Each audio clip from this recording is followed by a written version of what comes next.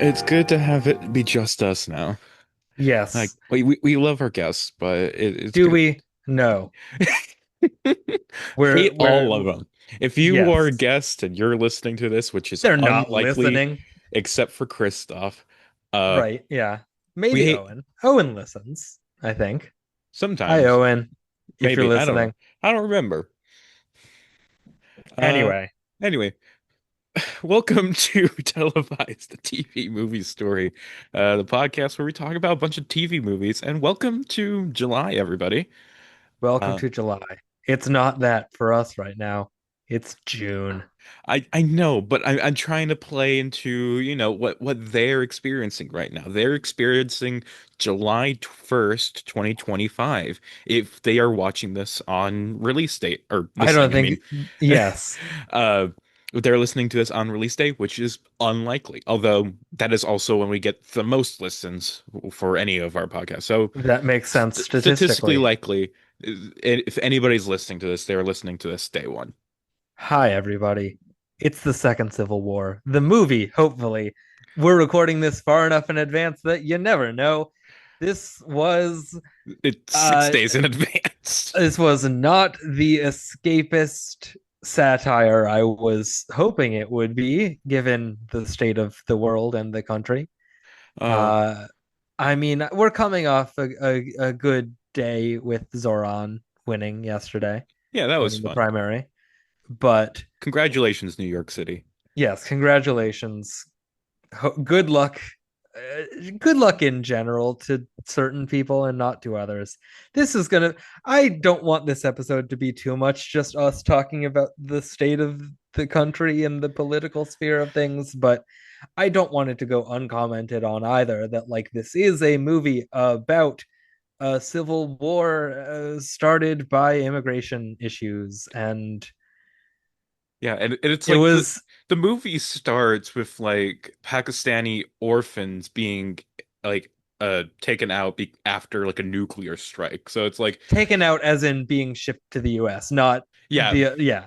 uh, There's no child murder in this movie. refugee. He's being Yes. taken to the US.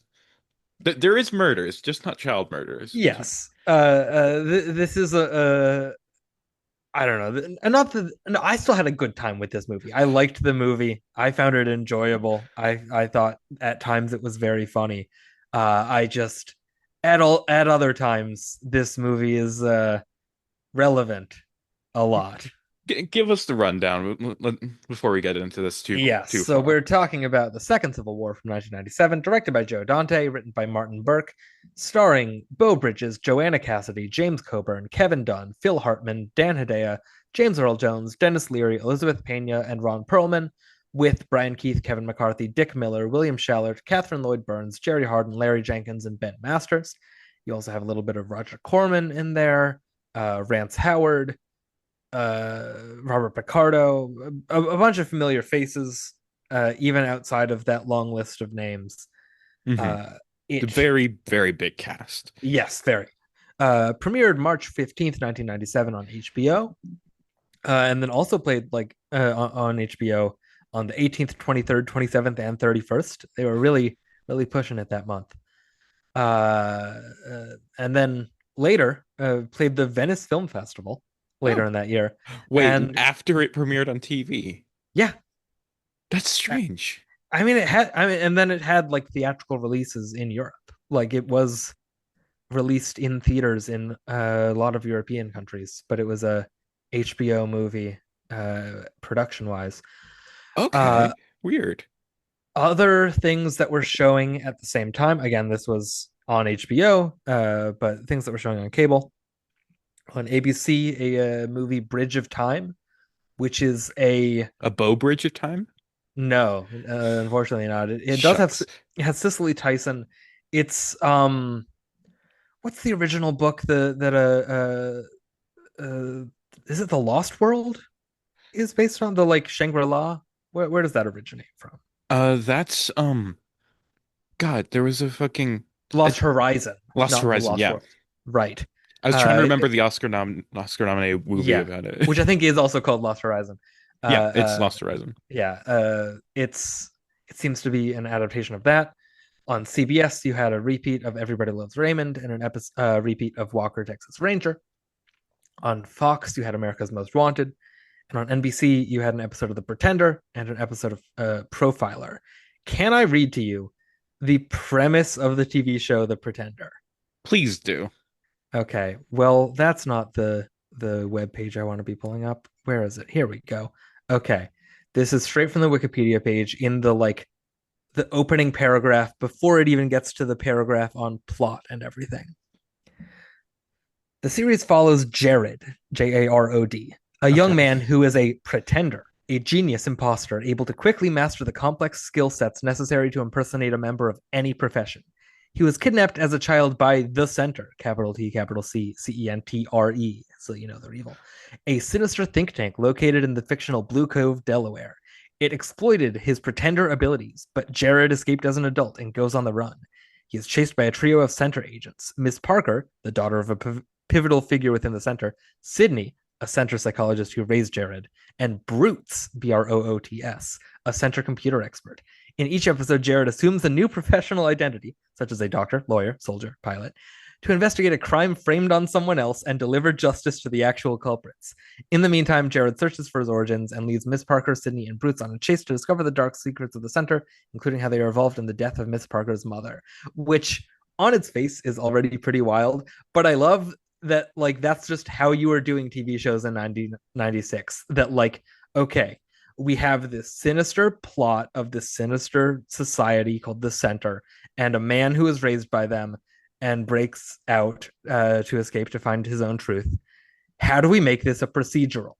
Okay, there's a different person being framed every week, and he adopts a fake job with his pretender powers so that he can put the blame on the real person who is doing the frame. Like, that is so 90s TV brained. It's amazing. It's so, how do we make Quantum Leap again without making Quantum Leap again? Yeah, it fucking rules. I love it so much.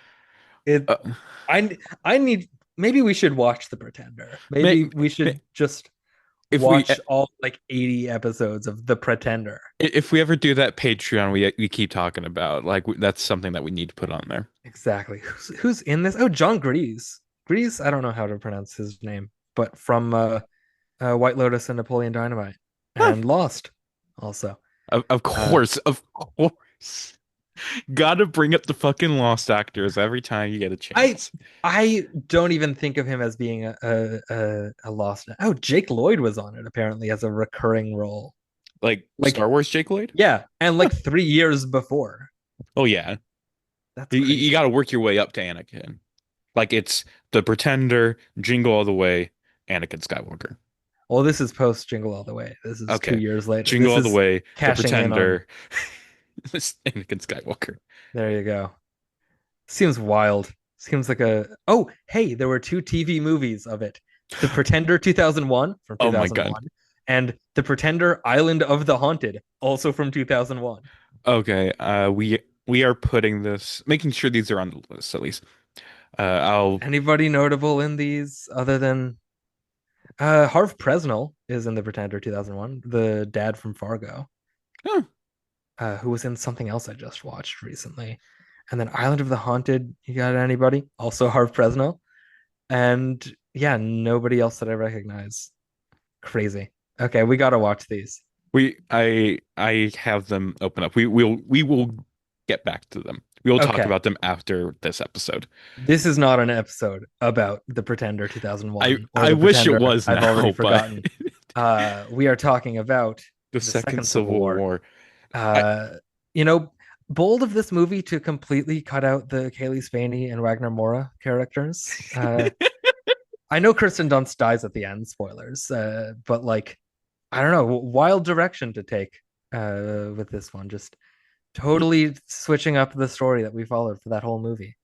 I can't imagine a world where this, like those two movies are Oh, connected. this was very clearly some kind of inspiration. Like, I would be shocked if Alex Garland hadn't seen this movie in preparation for Civil War. Like, Mhm. this has, I mean, it's a very different tonal movie for the most part. It has some things here and there. Like it is very much about the journalism side of things. Hmm.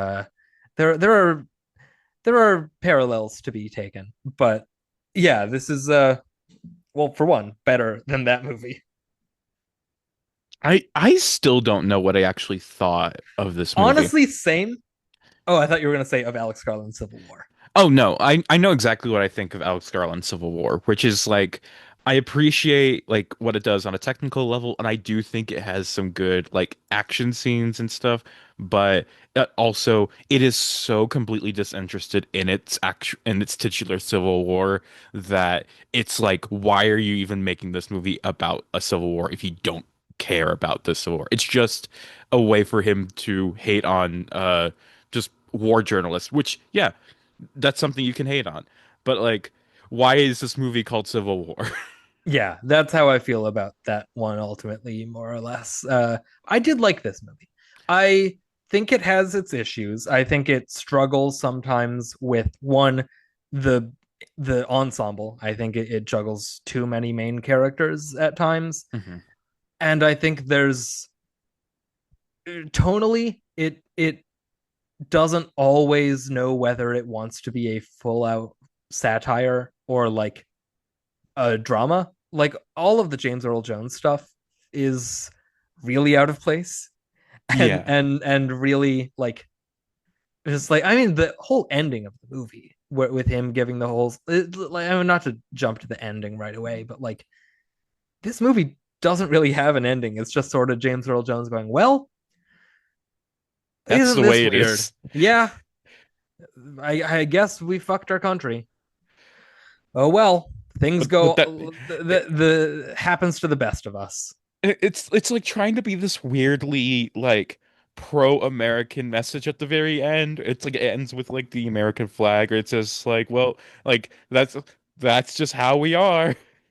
It's just Yeah, and and like you were saying, like James Earl Jones is out of place, and it's because I think they wanted him, like his character, to be kind of like the central voice of reason, like the grounding point of it. But one, he's not in it enough to really do that. He's just kind of shows up he has like five scenes maybe in this, like not maybe counting the opening and closing narration. Yeah, he's barely in it. And when he is like he's like the only cast member that doesn't get a joke yeah. of the He, main cast. Like he's never asked to be funny. mhm.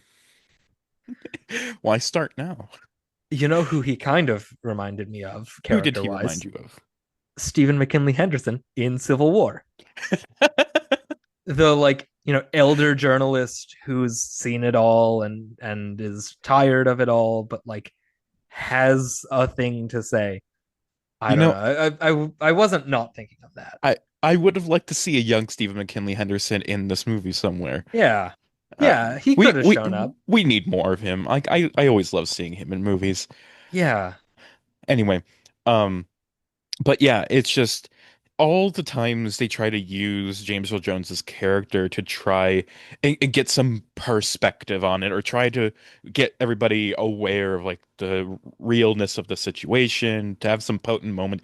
It just falls so flat because this movie has no real ideas. That is the main problem with it. It's like there is no angle to it. Like it doesn't know what it wants to say about America. It's just kind of saying, well, all of it's kind of bad. It's a very centrist movie. It reminded me a lot. Very. It reminded me so much of like Idiocracy, where Yeah. it's like it does just kind of like, oh, everything's bad. It's like everything's stupid. And then it's just like, okay, now what? Like you say everything's stupid, but it's just like that's not a thesis. I feel like the like if you can draw a thesis from this movie, it's from two like recurring facts which are at times like drilled into the ground like over and over of like, okay, we get it, tell us something else. But the fact that like the guy whispering in the president's ear is not, you know, a general or a like Dick Cheney type vice president or some like power hungry social climbing politician. it's his PR guy Hmm. who's not even officially a lobbyist. Like that feels like something that it's trying to say, and it just sort of like sets it out there and repeats that point. And the fact that like Beau Bridges on the other end of it, the senator who has closed off senator, what is he? Governor? I think Governor. he's governor, yeah. The governor who has closed the borders of Idaho to not let in these Pakistani orphan refugees, that like he is so preoccupied with this reporter he's having an affair with. And that feels very Clinton. And that feels very like, Hmm. these men in power are just thinking with their dicks. Only Yeah, the movie never expands on either of those thoughts beyond presenting them up front and just having every scene being that again. And that's fine if the movie goes full on into farce. And it is with them. Whenever it cuts back to Phil Hartman or Beau Bridges, it's kind of just purely farcical, especially which, Hartman. yes, well, especially Hartman, yeah. But then you can't have that and then go to all the Dennis Leary stuff. It's God. This is like four different movies, and I would have liked to see three of them spun out into the full movie. Two and a half. I think the Hartman as a doofus president with James Coburn whispering in his ear about this like drummed up, like they're trying to appease him and make him seem like he's coming up with these ideas that they're putting in his heads. That's like a solid B minus, like Dave or Bulworth, like Hmm. 90s president comedy. Yeah. And the newsroom stuff with Dan Hedaya running the newsroom and Ron Perlman and James Earl Jones, and the scene at the end where the one anchor like loses her mind after she sees the guys get shot on camera, like that stuff I really liked on the like more dramatic sense of things. So Hmm. like that's where the dark comedy comes in. That's where the like black satire of this movie really hits and hits well for the most part. Like watching this newsroom fall apart as the country like descends into chaos around them while they're having to remain presentable and present the news to everyone else. Like that's a that's a story that I wanted to follow more. And then the Beau Bridges stuff, like, is fine. It's not Hmm. great, but like it's whatever. And then all the frontline stuff on like at the actual border where we have these militias and the National Guard facing off against each other, and the generals trying to big dick each other from like decades old resentments, and Dennis Leary being a shitheel. Like, I just didn't care about that stuff because Hmm. it's not funny. It's like there's like one or two jokes in there that work, and the rest of it, when it is trying to be funny, it doesn't really land. And it just like when it goes into full on war, it just didn't land for me. And Yeah. I think the movie is just trying to juggle a lot of different ideas with a lot of different perspectives, and it just comes out lesser than the sum of its parts, because it like the you have a mutiny and a firing squad where they're shooting a soldier who's saying like go ahead fuck America, like this is what you're doing, in the same movie as a joke about All My Children having to preempt the deadline, and the president being a fan of All My Children, and like they just don't work as being within the same movie. I'm very glad you brought up the All My Children bit because it was Best my gag in the favorite part of movie. the movie. Like Best part. like I wrote down something like just the way James Coburn says it's Susan Lucci's final episode. I mean, that's great, but like Hartman sells the fuck out of the gardener, and you realize he's like he's more invested and more betrayed by this plot element of Erica's running off with Antonio Hmm. than like the fact that Idaho is threatening to secede. Like, Hmm.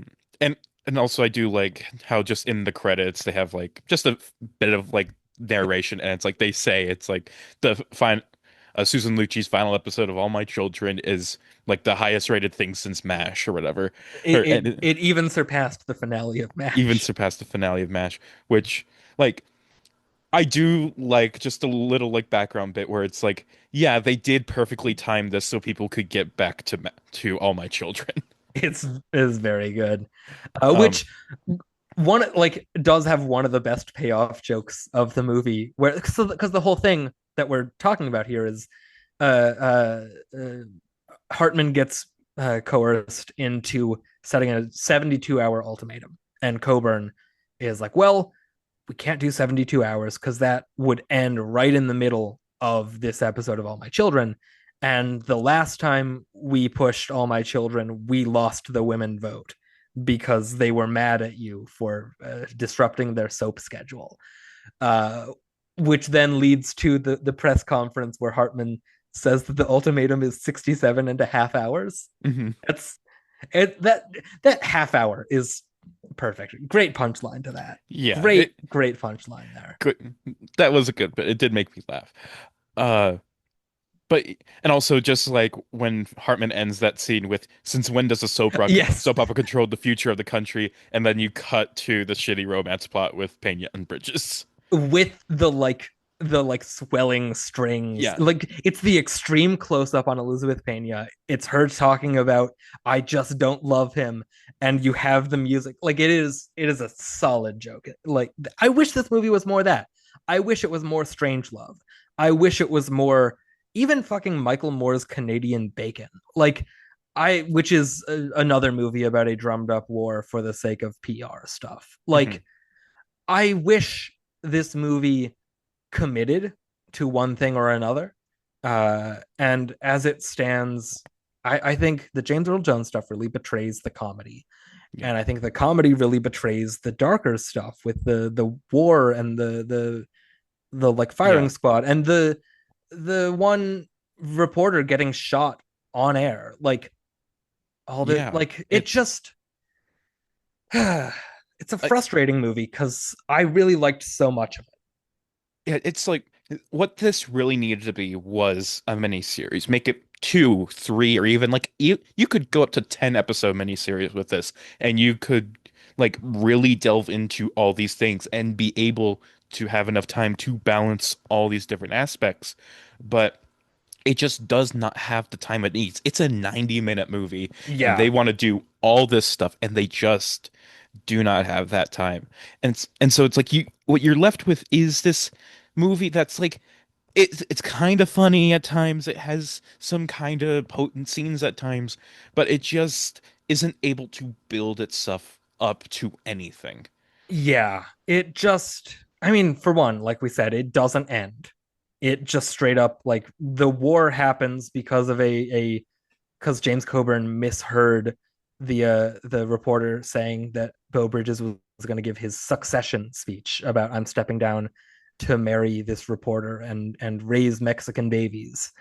And Coburn heard secession, and so he's like, "Oh, Idaho's going to secede. Send in the National Guard." And then the war starts, and Coburn is like, well, how about we just let this one play out? And then the movie's over. Hmm. We cut to the newsroom, and James Earl Jones says something about America being like art that crumbles or whatever. And the movie's over. And it just, there's, and there, like, it's not just the stuff we've been saying. They cram so much into this movie with like the, all the immigration stuff, all the stuff about like because this is set in the near future, they say, Hmm. and all the stuff about how Rhode Island's population is now mostly Chinese because of the Chinese immigrants that were sent to Rhode Island, I guess, which Yeah. does have a pretty good payoff joke where you have the governor of Rhode Island who is very clearly Chinese American, like speaking with an accent, talking about how we need to close our borders so that we don't send more Chinese people. It was a C plus gag that like because a lot of the humor in this movie is only so outside of Phil Hartman. Like it made me chuckle. It's Hmm. stupid, but it's pretty racist. But it is at the very least there's an idea there for a joke of like the hypocrisy of the like the American mindset as far the American isolationist mindset. Yeah. Like there's an idea there that doesn't really get expanded on. It's just a throwaway gag, but like it's at least something. It's at least the movie having a perspective on look at how silly this whole anti-immigration thing is. And it doesn't spool it out very well, but it's something. Yeah, it honestly, it's like there were so many different points where I could not tell whether this movie was pro or anti-immigration. It's hard to tell. It's because like early on in the movie, it very much felt like it was on Beau Bridges' side, where it's just like, oh, we are letting in too many uh people from all over the world, and it's like you have stuff like the violence in Los Angeles against like the governor or something, or maybe it's Yeah, for, the mayor of Los Angeles the mayor of who Los Angeles, who is Hispanic, and the violence is by like a local black gang that is against the Hispanic like overtaking of Los Angeles, is what they say. and you also have them blowing up the Alamo. The scene where you have literal just like swarms of Mexicans running through a hole in the gate over the border, like And it's not subtle, and it's yeah. but then it's this but then it's like you said, you have the scene where it's just like, oh, the even the Chinese governor of Rhode Island is wanting to close its borders, where it's like it's very clearly trying to, like you said, it's very clearly trying to show this kind of hypocrisy. But also it does this weird thing with Beau Bridges being like, yeah, they see how crazy this all is, and they're immigrants or whatever. I don't remember what I I didn't take I too many notes. I think it really kneecaps this movie to not go any further into Beau Bridges' character other than he's horny for his secretary, and changes his entire stance on immigration because she's Mexican and she's pregnant with his child. It's Like it's again, you could say something with that. You could point at the like hypocrisy of the fetishization of all that, but it doesn't go there ever. It just you just have him turn on a dime and she's pregnant. And if it's a boy, I'm going to call it Juan Pablo Farley. Which I did like the it's like the one time the movie plays with the set in the near future thing where he says Pablo is Spanish for John Paul, the name of the last pope. mhm. I like that good like, oh, we're just not doing popes now? Okay. I thought he meant like the previous pope. He might have, but I think it's funnier to imply that we're just not doing popes anymore. No more popes. No more popes. Um, what else in my notes? Can we talk about Phil Hartman? Let's talk about Phil Hartman because so I want to say something because when when I was watching the movie, I was kind of looking through like letterbox reviews, there's a lot of people who are saying like, oh, like this movie predicted Trump in like in both Phil Hartman and Beau Bridges' character, like combining them. It's like, oh, that's Trump. But then it's like, no, when you're watching this movie, like it's very clearly like two sides of the Bill Clinton coin. Yeah, Like it's very this much is yeah. like Phil Hartman's meant to be like, oh, he's secretly like this bumbling oaf who is only being held up by his advisors, and then the other side is, oh, he's a horn dog, and it's like, yeah, Yep. those are the Bill Clinton stereotypes. I mean, Hartman was like the from what I saw on IMDb, the first choice they wanted was Jack Nicholson, Oh, who turned it down oh, because he was doing as good as it gets, and he had just played the president in Mars Attacks. And then fair. Bill Murray, who turned it down for some reason, and Tom Hanks, who also turned it down or was unavailable or something. Why would And you then want Tom Hanks for that role? I don't know, but they ended up landing on Phil Hartman because, in part, of his Clinton impressions on SNL. So like, that's not what they're doing here. It is they're not doing a John Travolta in Primary Colors thing. He's not like doing the Alabama accent and the grayed up hair and all that. He just looks like regular old Phil Hartman, sounds Like like regular old he Phil Hartman. he's But just a like, generic idea of a dumb president. yeah, he's a Dan Quayle. He's but I do think he does. I mean, surprise, surprise, Phil Hartman is the funniest cast member of any given movie he's in. But like, truly, he makes this movie worth watching, if for nothing else. I love the scene where, because they keep the like running gag with him is that Coburn and Co are like uh, uh trying to gas him up into making these decisions by like They making keep, him feel like these other previous presidents. yeah, Uh, I love the first one where it's like they try to make him like they try to do like Franklin Delano Roosevelt, but yeah, he wants to be yes. Teddy Roosevelt. I because they're talking about like, oh, it worked last time when I got him to think he was Truman, but now we're gonna do Roosevelt, and they have a boardroom scene and they're sitting around talking about what Roosevelt would do, and Hartman ends it with like, yeah, that's what Teddy Roosevelt would do, and Coburn is like, well, no, actually, I was thinking more Franklin Roosevelt, and the way he just goes, Teddy Roosevelt, like He's he's so so sad. when Teddy Roosevelt rode up with the Rough Riders and all this stuff. And like the other great gag in that scene is Coburn is talking about how uh, uh, Bridges is going to play the orphan card. Like, they have this story of the orphans that they can play to their advantage. And Hartman is like, well, we need our orphan card, like not understanding what he's talking about, and then they end up talking about that's when they set up the deadline thing. uh and then he ends the scene talking about Teddy Roosevelt and the Rough Riders. Now that was an orphan card, just like talking like us, like, oh well, yes, we're all talking about orphan cards, I know what that means, that's a political term for a thing you do. And just like it is such a good little bit there.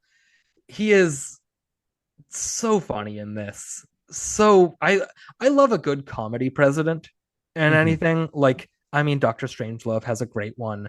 Idiocracy has a great one, like you said. Jeff Bridges, kind of in The Contender, is like not outright comedy president, but like he's got some moment. He's a laid back president. He's making Christian Slater eat a seafood sandwich just to see if he can. I love The Contender. Great movie. Great, great movie. Mhm. Uh, but like, I mean, nobody did it like Hartman, truly. Yeah. One of the best. Yeah. God, I miss Phil Hartman. Yeah. This would have He, been what? One of his, like, I don't think this was a posthumous release, but like, no, he died a year later, which I know because I was born the same month he died. oh, well, there you go.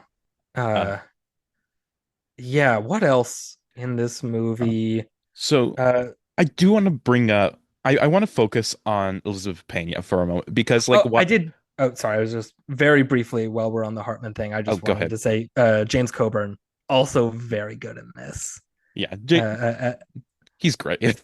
He, I I love like one of his first lines is "Dead supporters are the worst. They take up a ton of your time, and then where the hell are they when you need them?" So good. He is delightfully evil and just amoral in this. All about the PR, all about the ops of everything. It's yeah. great. And his last line that you brought up where he just says, "Let's see how it all plays out." Perfectly delivered, a perfect Yeah. like note as we get into like the harsh war stuff.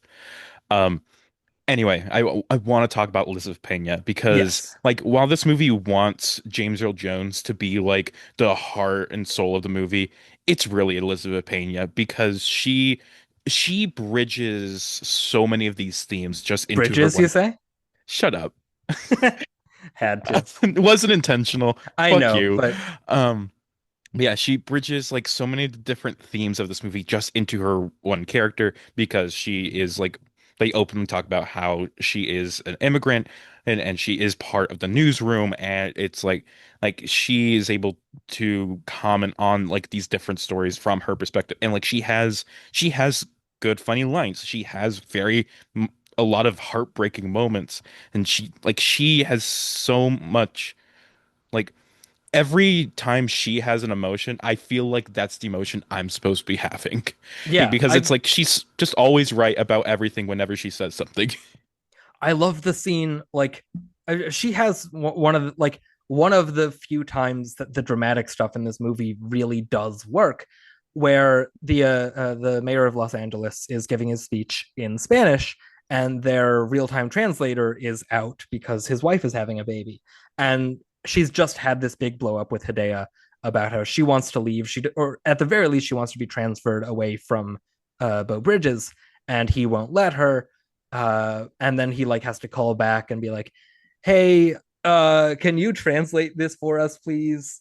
And she doesn't want to, but then she ends up doing it. And over the course of her translating this speech, she goes from like just very flat to like impassioned and angry and like yelling into the void about like we're gonna, what does he say, like we're gonna take this country back from the whites that stole our land. Yeah, like we named like Los Angeles, San Diego, these are the names that we gave it.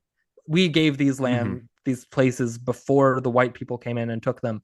And like that frustration from her is the like the one time you get the perspective of an immigrant character in this movie that isn't just a joke of like the guy saying, "Oh, we blew up the Alamo," or the governor of Rhode Island, or all that. Like Hmm. it is airing grievances that the movie does not otherwise give voice to, and it like it's a nice scene. It's a good scene that I think the movie is better for including.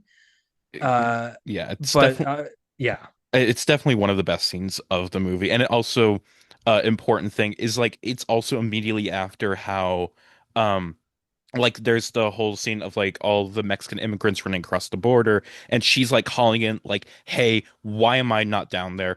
Like my parents were just like those people. Why do you not have me covering the story?" And Dan Hedaya is like, "Oh, we can't have that. We can't have Mexicans covering Mexicans." And so it's like they just have a different reporter out there.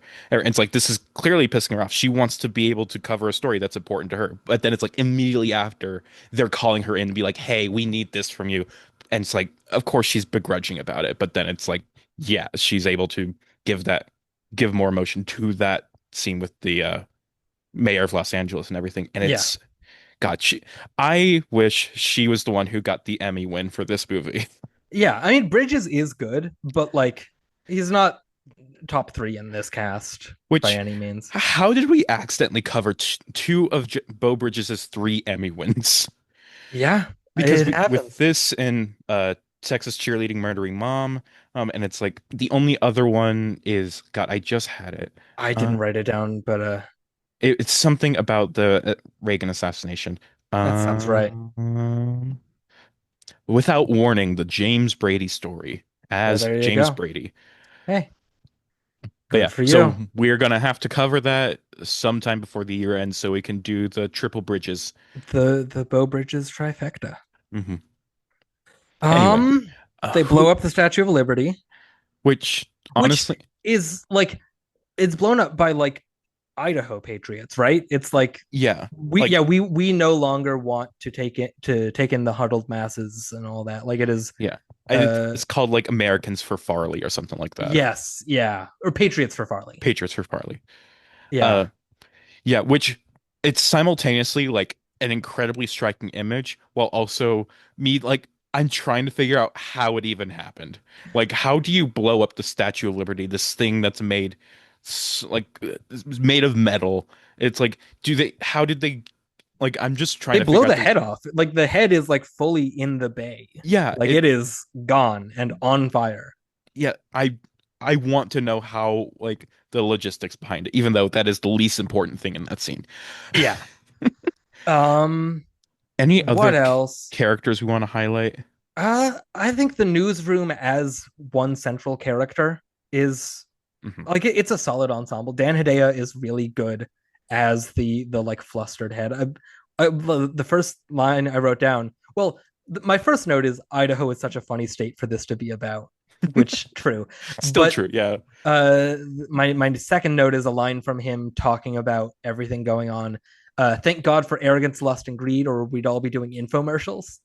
Uh, like his whole thing through and through is like regardless of everything, we need to show the news and like the scene where you have news footage of the war happening and the like parachuters going down and he's just like screaming into his earpiece, why isn't our watermark on this? Why isn't our logo on this? Like, Mhm.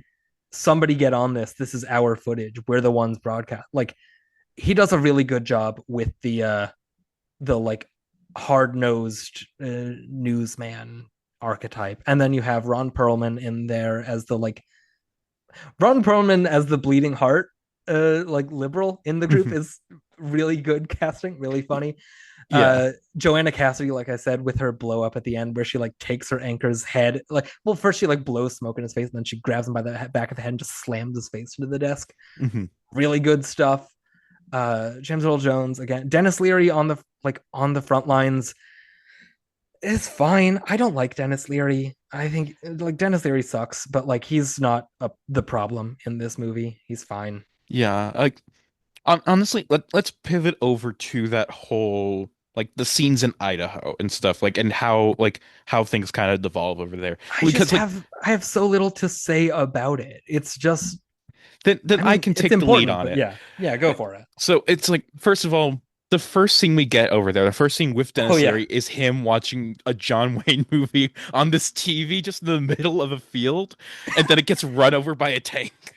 fucking rules. That is a good moment. And then Rance Howard pops up and is like, "Well, hey, I'm National Guard. You're pretty cool, ain't you?" And also, you brought up like the two generals who have like a scene like where they That fit I do like that part. Yeah, like Brian Keith, and I don't even know who played the other general. it's Deep Throat from the X Files. I don't know the X-Files. I have not I seen don't an either. episode. I just saw that on his Wikipedia page because I had looked him up earlier when I watched The Firm Okay, a few General weeks Deep ago. Throat. Uh, What is his name? Jerry Hardin. there we go. He's Um, also on Star Trek: The Next Generation and Voyager. and when Brian Keith showed up, He is I Melora Hardin's father. sure I don't know who Melora Hardin is. Jan from The Office. Okay, sure. Anyway, when Brian Keith Is showed this up, helping? Is this helping? when Brian Keith showed up, that was when I DM'd you. I wish Brian Dennehy was in this movie because Yeah, Brian Keith is good, but there's Dennehy just has that je ne sais quoi. And then you said that Dennehy and Dennis. Durney Sorry, as that Dennis Aqua. I fucking damn it.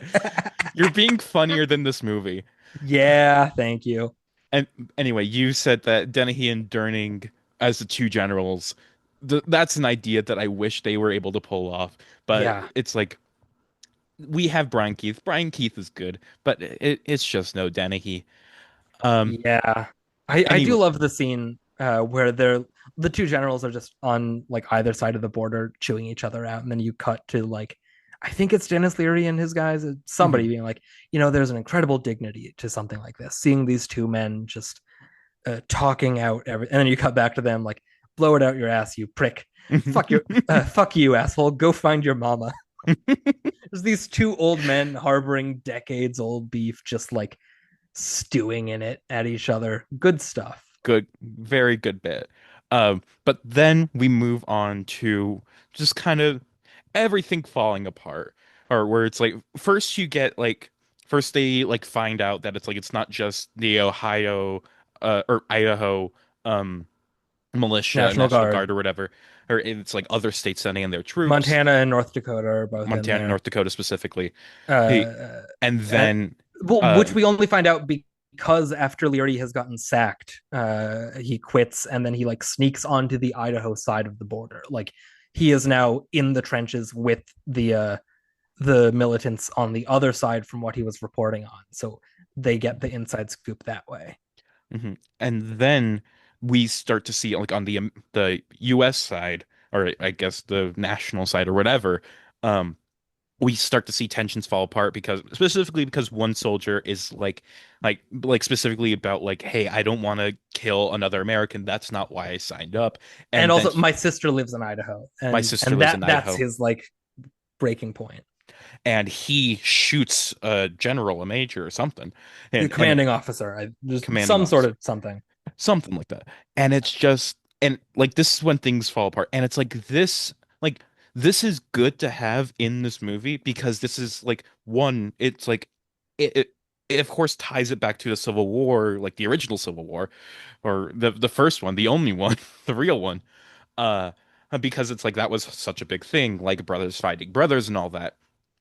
And it's like you get like this is such a important emotional bit, but at the same time, it's like when you have an hour of this broad comedy, this satire on the political scene and news and everything, when you pivot so quickly and so suddenly into this serious war drama, this like genuinely like hard to watch shit as you see like firing squads killing these soldiers, you see the news reporters like get shot while they're reporting. It's like these are all very visceral scenes, and it's just like you. It doesn't really work when you just had Phil Hartman as the Yeah, goofy president, right? But it's like these are it not meant for a movie where Phil Hartman plays the president. it Exactly. and it's like God, it yeah, it's like the scenes on their own work so well, but it's like it just doesn't work in the context of the movie. Exactly. Hey, check your Twitter DMs real quick for a screenshot from this movie that I took. It's Phil, just for the people listening, it's Phil Hartman with James Coburn like leaning into his ear. With Phil Hartman just has the most puzzled look on his face, It's and not just that. it's It very is reminiscent of the George Bush famous 9/11 photo. it is shocking that this is a movie from 1997, where they accidentally almost exactly recreate the George Bush image. It is like, if I didn't know better, I would think it was an intentional thing. Yeah, like, and honestly, he like again, the reviews are saying this predicted Trump, but this is like so weirdly prescient for George Bush. It's very Bush Cheney. It It, is extremely Bush Cheney, him and Coburn. uh, I wonder if they had any idea about like who would be running next election if George Bush was like on the rise as a political figure. But at the same time, nobody knew or expected that he was going to be president. Yeah. What else? I do like the running gag with the one guy in the newsroom who like is trying to drum up these ideas of like how we can present the orphans, and they all start out competent and then go off the rails, where he's talking about like, hey, We remember are We the Are the world. World? Like we could go, get the footage of that, we could intercut the orphans, and we can like have that over the powerful lyrics, and we can even show some dead orphans, and maybe we can superimpose the faces of the orphans onto the musicians, or To the make it faces look of the like they're musicians onto the orphans, or maybe use put a some hologram of one of holograms. the and musicians into the orphans. and then he has the other one that's it's like, what is it, toddlers and something, I uh, don't remember uh that one. toddlers and something, and the other thing starts with a T. It's like, we already have TNT, and like that's okay, that's something. You're like, getting a like a catchy device out there to get people to like care about your thing. And then he's like, and then we can get, this reporter out there and get her in one of those bras that, and then you have three T's. And it's like, that's not helping. You're not going to sell the plight of these orphans by putting your news reporter's tits on the screen. Like, that's not how you do that. That, like, they do it twice. Like, those are the Mhm. only two times that gag happens. And if the movie was a full on farce, that's a good bit. And But honestly, it's I just want to say, like, at the beginning of this movie, the thing that was keeping me going was just the fact that a plane full of orphans is a very funny image, like, Yeah. for a satire. Just, and again, it's like, and we even see scenes on the plane where it's like the bathrooms have all broken, and so it's just this shit-filled plane of orphans And on and its the way to guy is like, JFK. the guy he's using the oxygen mask just for the smell, not because he needs it for life or death. He's just doing it because it smells bad. Hmm. The reporter, that was a good I Another character that like the movie forgets about is the like activist there, the orphan activist there, who like Yes. seems to be the like, good young liberal activist, and then she gets just as poisoned by the like, oh, you're saying if we go, okay, we won't take this stop for the sake of these orphans, because if we get there faster, we'll get there in a prime news spot, and that'll get money for my organization. And then later on, she's like complaining about the lens that the reporter is using because it makes it seem like there are fewer orphans. And if this was for this other orphan group, you'd be using a telephoto lens and not Hmm. a whatever. Like a character that could have used more of, but also pretty stupid. Catherine Lloyd Burns as Amelia Sims. I did make Right. sure to like I really liked her early on, but then it's like she just She's kind of gone. disappears, but then pops up at this random scene, and it's like the whole orphans plot is just kind of abandoned. It's like it's forgotten about that this is the Which, thing that like, started the whole thing.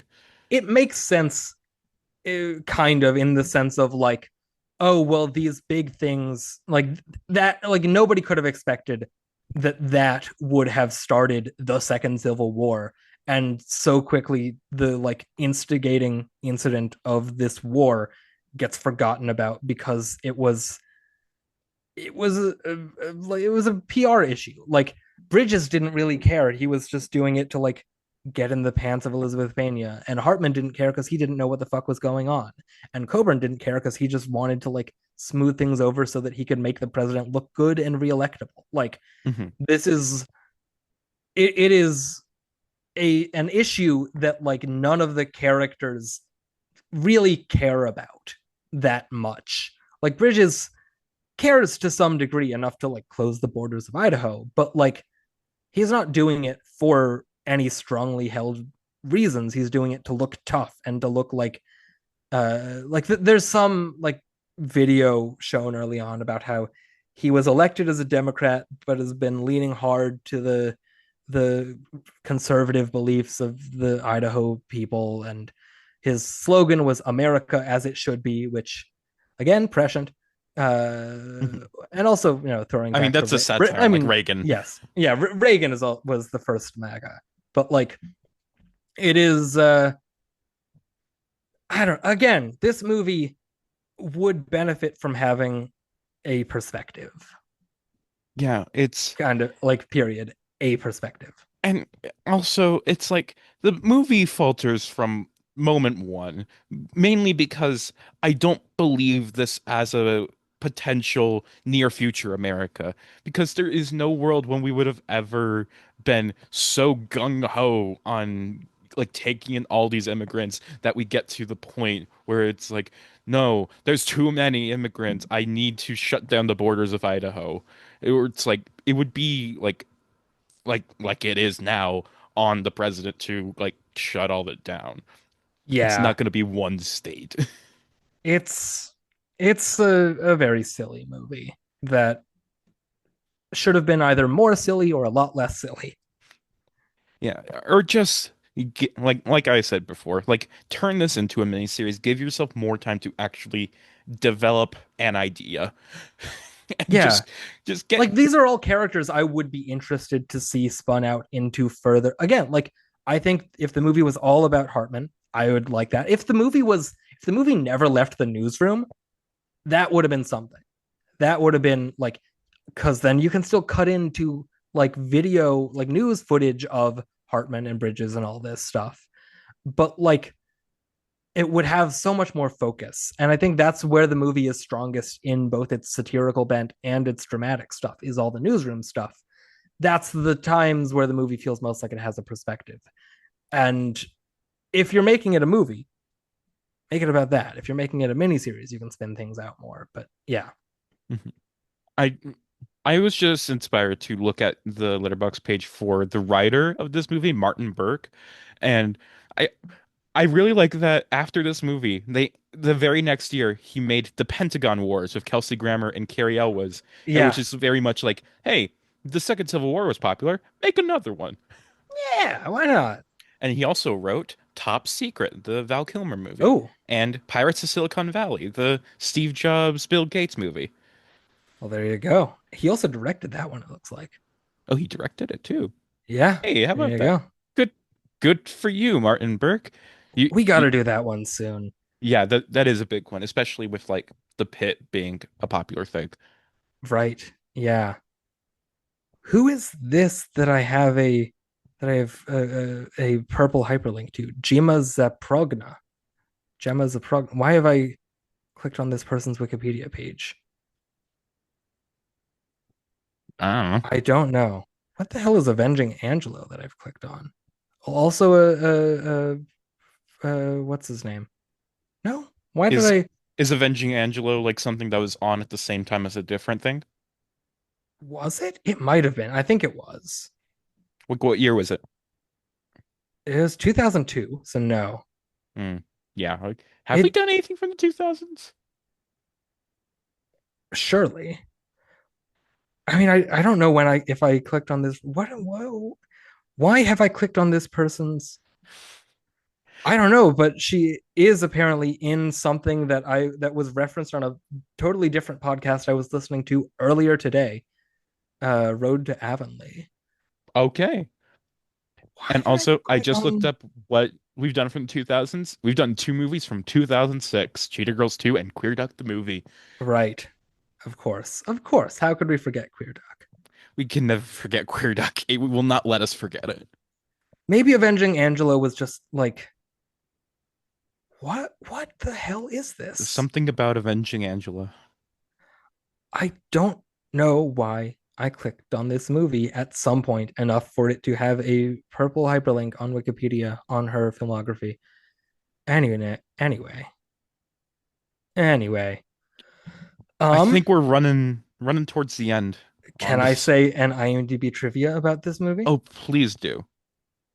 Dick Miller, Phil Hartman, Kevin Dunn, and Dennis Leary would later appear in Small Soldiers, 1998, also directed by Joe. Sorry, spoilers.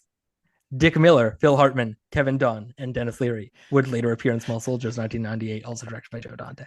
Why is it spoiler tagged?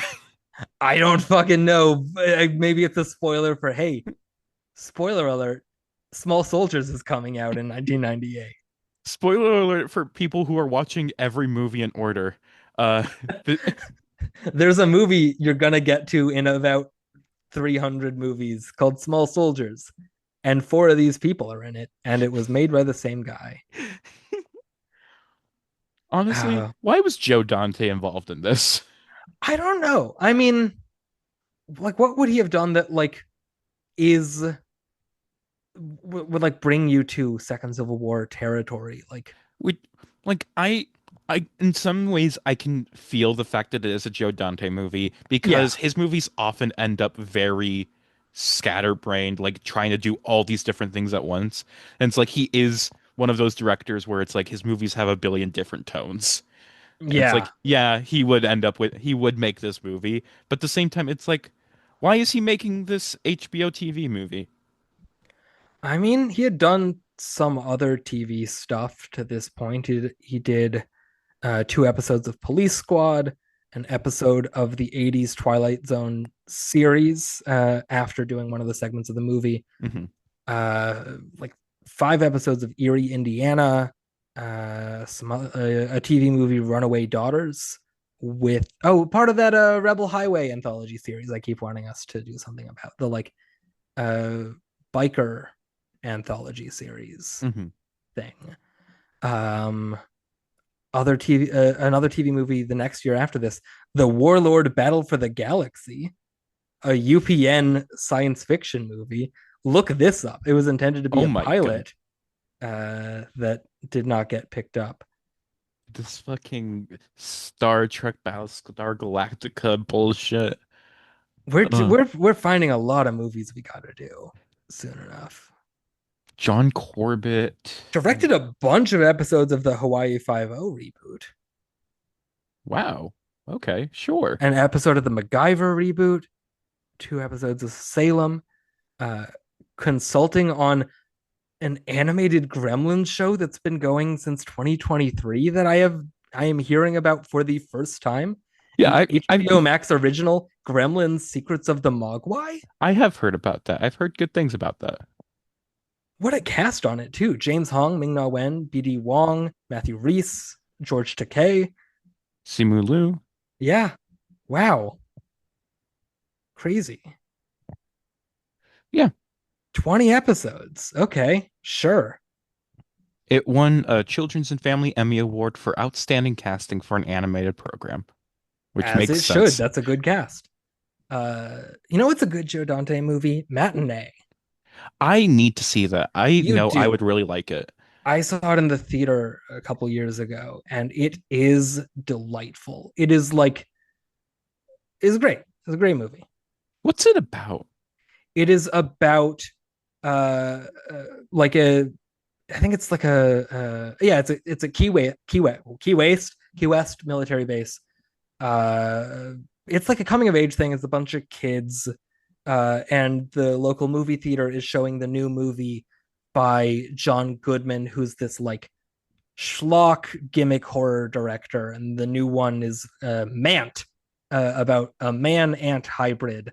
And the gimmick of this one is that there's going to be a scene in the middle of the movie where a theater employee like dresses up as the Mant and walks down the aisles of the movie theater and scares you, all set to the backdrop of the Cuban Missile Crisis. And like the kid has a crush on a girl, and there's a lot of bomb shelter stuff, and at some point they like get trapped in a bomb shelter during a false alarm.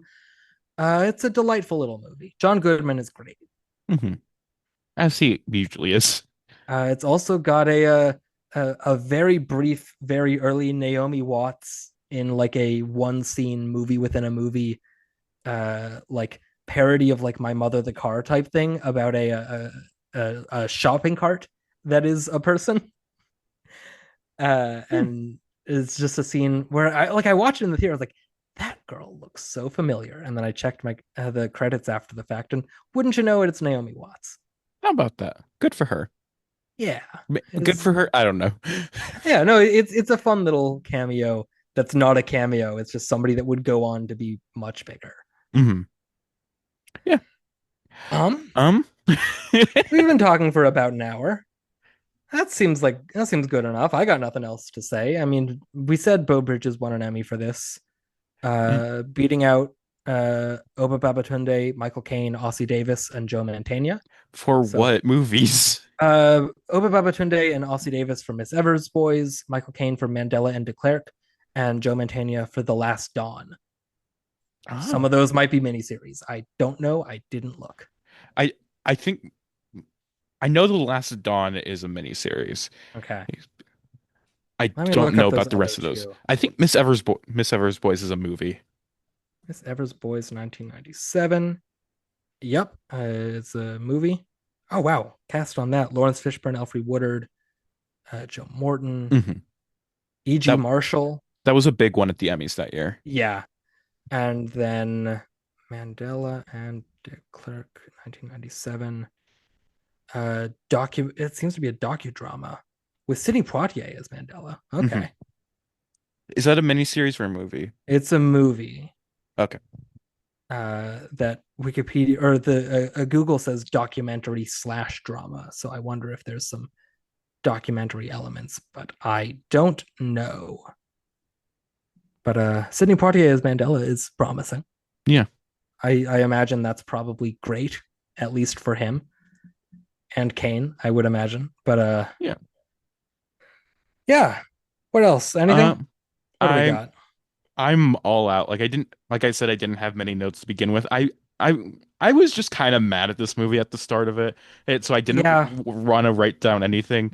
But then it's just like as it went on, I was just kind of writing down like the few bits I really liked, which was like it's Susan Lucci's final episode, the We Are the World bit, and it's just like it's a movie that has a lot of good bits that I don't know if it's a movie that should have a lot of good bits, it. or a movie that should have more good bits. It's too, you said it early on, it's too centrist. Not just on a political level, but on a thematic level. Uh, Like, is this movie trying to be a satire or trying to be like a bleak look at what's to come if we keep being divided on these issues? Like, I can't tell because the movie doesn't know. exactly. And I think in the end, I wouldn't say this is a bad movie, but it No, certainly could have been. Like you have so much here that could have been great that it's just such a shame it isn't any better. yeah, it does not come together, and I think it's worth watching for some of those bits and for some of those performances. Again, Elizabeth Pena's great, Phil Hartman's great, James Coburn's great, but Yeah, it's not going to be the best movie you watch. There are better political satires that are more focused on what they are satirizing than this movie is. Yeah. Like even around the same time, like you had like Yeah, Wag the Dog and yeah. stuff like that. Even like fucking South Park Bigger, Longer, and Uncut is a better version of this story. I'm trying to think. I'm trying to remember that movie. They go to war with Canada over the Yes, Terrence and Phillip movie that's and all right. that. Like the like silliness of like it's not at all doing the same thing that this movie is doing plot wise, but like that is a political satire that has something to say about something sometimes. Hmm. And I don't know. I don't know. It's almost 1 a.m. I'm the second podcast I've recorded this evening. I have to turn around and edit that podcast. I'm just remembering for tomorrow. So Oh I got to yeah. go do that. Oh no. Um, it's okay. It won't take very long. But Anyway, well, next week we are going to be discussing Mrs. Aris Goes to Paris, starring hell Angela yeah, we are. Lansbury, Omar Sharif, Diana Rigg, and I'm expecting that to, at the very least, be better. Yeah, I don't think that movie is going to have muddled political perspectives about immigration. What if it did? Maybe it does. I don't know. I Like haven't watched it like yet. like I remember the other adaptation of it that came out a few years ago. It's like that didn't have immigration elements, but maybe this one did. Maybe it did. Who's to say? We'll Who's find out who's next say? week. We will find Uh, out next week, and so will but you, listeners. if you listen, we can't make you. But if you want to, you will. If you don't listen, I will start an American Civil War. Oh no.